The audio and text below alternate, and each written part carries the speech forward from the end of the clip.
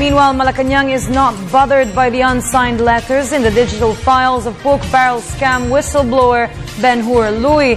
According to Communications Secretary Sonny Coloma, they have no probative value. Elena Luna with the details. Malacanang sees no probative value on whistleblower Ben-Hur Louie's list linking Executive Secretary Paquito Ochoa Jr. to the pork barrel scam. The name Ochoa was said to be among those deleted in Louie's.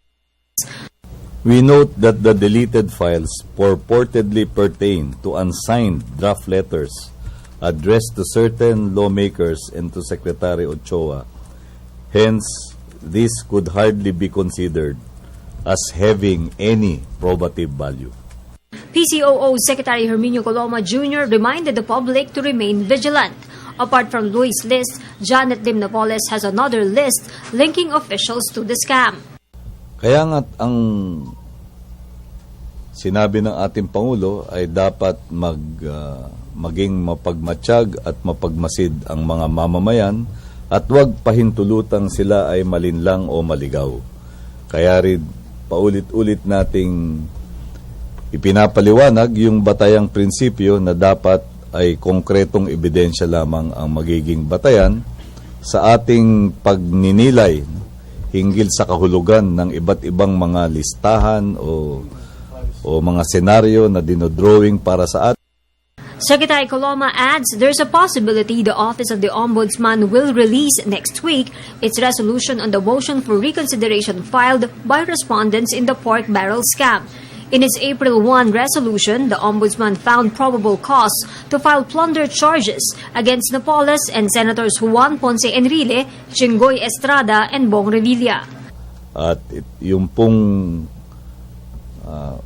panahon na ayon sa batas ay gugugulin sa pag-aaral ng mga motions for reconsideration ay 60 days. Yung 60 days po, papatak na yan sa susunod na linggo.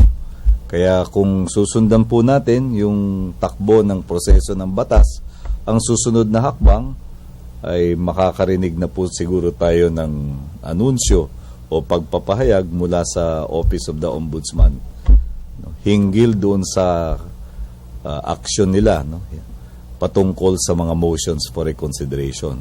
Meanwhile, a group is planning rally on June 12, dubbed as 6-12-14 Protest Coalition. The palace says they will respect the group's right to peaceably assemble during Independence Day. We respect the right of our citizens to assemble and express their concerns on particular issues which we hope will be done peacefully and in an orderly manner.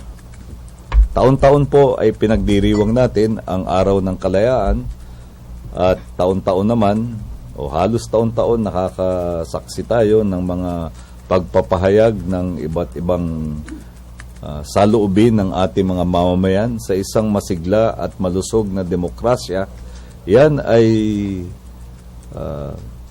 pinapahintulutan at tinatanghal natin ang karapatan ng mga mamamayan na magpahayag ng kanilang saloobin. For the People's Television, Elena Luna.